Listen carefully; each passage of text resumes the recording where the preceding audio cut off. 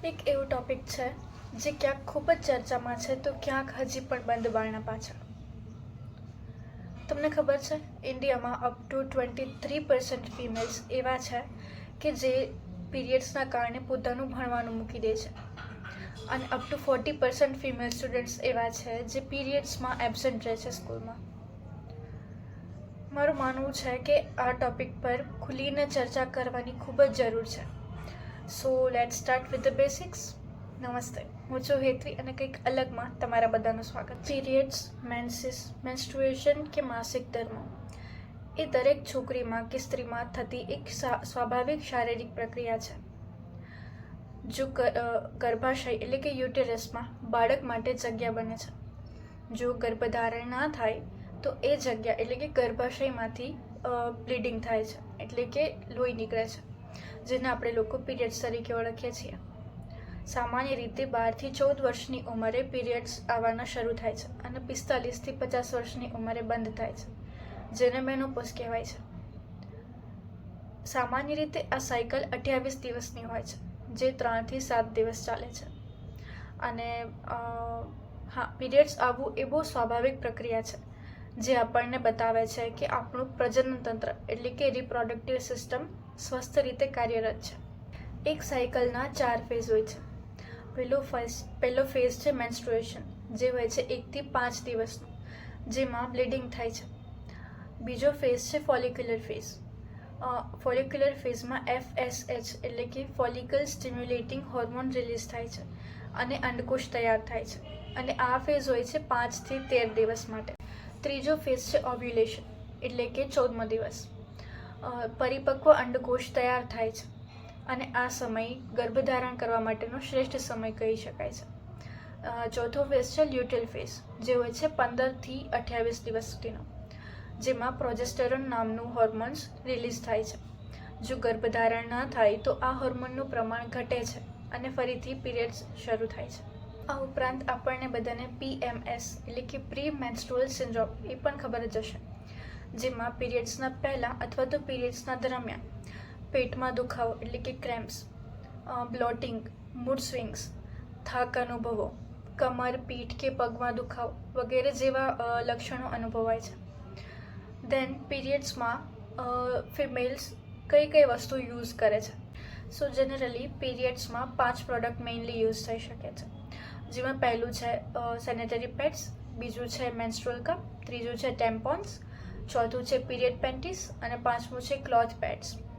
સો જે લોકો સામાન્ય રીતે એવું કહેતા હોય છે કે નેપકિન્સ છે, સેનેટરી નેપકિન્સ એટલે કે પેડ્સ એ મોસ્ટલી વધારે યુઝ થતા હોય છે, પણ આજકાલ એ પર્યાવરણ અને આપણને બંનેને જ નુકસાન કરે છે, કેમ કે ઘણી વખત એનું જે મટીરિયલ હોય છે એ બહુ ખરાબ હોય છે અને એનાથી આપણને ઇન્ફેક્શન, રેશિસ થવાના ચાન્સીસ પણ વધારે હોય છે.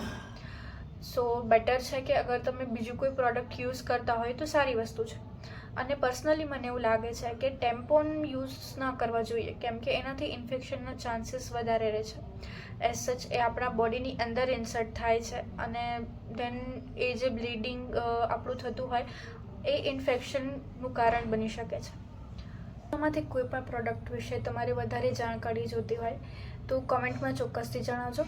હું તમને જેટલું મને ખબર હશે એ હું તમને ચોક્કસ કહીશ. અને હા, જો તમને સેનેટરી પેડ્સ યુઝ કરવા જ કમ્ફર્ટેબલ લાગે છે તો એક નોવા વુમેન કરીને એક વેબસાઇટ છે, જેના પેડ્સ મને ખબર છે કે બહુ થિન, સોફ્ટ અને સારા મટીરિયલના હોય છે, અને એ લોકોની પેકેજિંગ અને બધું જ સારું હોય છે. જો તમને એની લિંક જોઈતી હોય તો પણ કોમેન્ટમાં કહેજો, હું તમને લિંક આપી દઈશ. પીરિયડ્સમાં હાઇજીન મેન્ટેન કરવું ખૂબ જ જરૂરી હોય છે. મેં સાંભળ્યું છે કે પહેલાંના જમાનામાં લોકો ગંદા કપડાં યુઝ કરતા, અને ગંદા કપડાં એટલે કે સાડીના બ્લાઉઝ કે કોઈ પણ એવા કપડાં કે જે ના જ યુઝ કરવા જોઈએ, અને એમાં જે હૂકને એ આવતા ને એ હૂક જે સમય જતાં એમાં કાટ ખાઈ જાય કે સડી જાય અને એનાથી ઇન્ફેક્શન થાય, અને એના કારણે ઘણા ફિમેલ્સના ડેથ પણ થયા છે. સો પ્લીઝ હાઇજીન મેન્ટેન કરવું ખૂબ જરૂરી છે. હવે આવે છે એક મેઇન પ્રશ્ન કે પીરિયડ્સના દરમિયાન મંદિરમાં જવાય કે નહીં, રસોડામાં અંદર જવાય કે નહીં, અથાણાની બરણીઓને ટચ કરી શકાય કે નહીં. પર્સનલી તો હું આવી કોઈ પણ વસ્તુ નહોતી માનતી, અને હજી પણ મને 100% સત્ય શું છે તો નથી જ ખબર. પણ અત્યારે હું એવું માનું છું કે રસોડામાં જવું કે અથાણાની બરણીઓને ટચ કરવી એનાથી કોઈ નુકસાન નથી થતું. પણ મંદિરમાં જવું કે ન જવું એ વિશેનો મને એક અનુભવ થયેલો. તો ગયા વર્ષે અમે લોકો એક માતાજીના પ્રખ્યાત મંદિરે ગયેલા, અને એ વખતે મારા પીરિયડ્સ ચાલતા હતા. મમ્મીએ કીધેલું મને કે એકદમ બહારથી દૂર ઊભી રહીને દર્શન કરી લેજે, અને મને ઈચ્છા બહુ જ હતી દર્શન કરવાની. તો થોડી આગળ જઈને મેં દર્શન કર્યા. એકદમ અંદર તો હું નહોતી જ ગઈ, બહાર જ હતી, પણ બહારથી ઊભા રહીને મેં દર્શન કર્યા. અને એ સમયથી જ મને કંઈક બેચેની લાગવા માંડી, મૂંઝવણ અને બેચેની જેવું લાગવા માંડ્યું. અને એ વસ્તુ થયા પછી હું તરત જ બહાર નીકળી ગઈ, અને એના પછી પણ 2-3 કલાક સુધી આ અનુભવ મને એમનેમ જ થતો રહ્યો. સતત લાગતું હતું કે કંઈક મજા નથી આવતી, કંઈક ઠીક નથી લાગી રહ્યું. પ્રશ્નો તો ઘણા બધા ઊભા થયા કે આવું કેમ થયું? શું મારી કોઈ ભૂલ થઈ હશે, કે શું થયું હશે આવું તો કે મને આવું જ અનુભવ થઈ રહ્યો છે 2-3 કલાક સુધી સતત? પણ પછી ધીરે ધીરે તો એ વસ્તુ ઠીક થઈ ગઈ. અને એના થોડાક દિવસ પછી મેં ક્યાંક સાંભળ્યું અને કોઈએ મને કીધું કે પીરિયડ્સમાં મંદિરમાં શું કામ ન જવું જોઈએ. અને એ કારણ કંઈક એવું હતું કે આપણા પીરિયડ્સ જ્યારે હોય ને ત્યારે આપણા અંદરની ઉર્જા ખૂબ જ વધારે હોય છે, જે કહેવાય છે ડિવાઇન ફેમિનાઇન એનર્જી, એ ખૂબ હાઈ હોય છે. અને મંદિરની અંદરની ઉર્જા તો ઓબ્વિયસલી ઘણી જ વધારે હોવાની. જો આપણે આ દરમિયાન મંદિરમાં જઈએ છીએ તો આ ઉર્જાઓ જે ક્લેશ થાય છે, અને એટલી ઉર્જા વધે છે, અને એ આપણે સહન નથી કરી શકતા. અને એના કારણે આપણે કદાચ કંઈક પ્રોબ્લેમ થઈ શકે છે, કેમ કે કોઈ પણ માણસ હોય એટલી બધી હાઈ એનર્જી આવે તો સહન ના જ થાય. અને એ દિવસે મને લાગ્યું કે ખરેખર કંઈક આવું જ થયું હશે.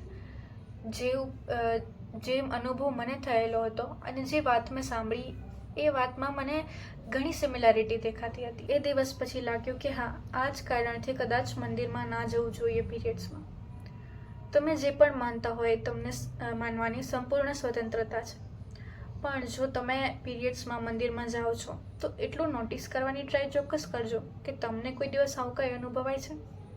અને જો આવું કાંઈ હોય તો પ્લીઝ કોમેન્ટમાં જણાવજો, હું જરૂરથી જાણવા માંગુ છું. Thank you very much for watching the video.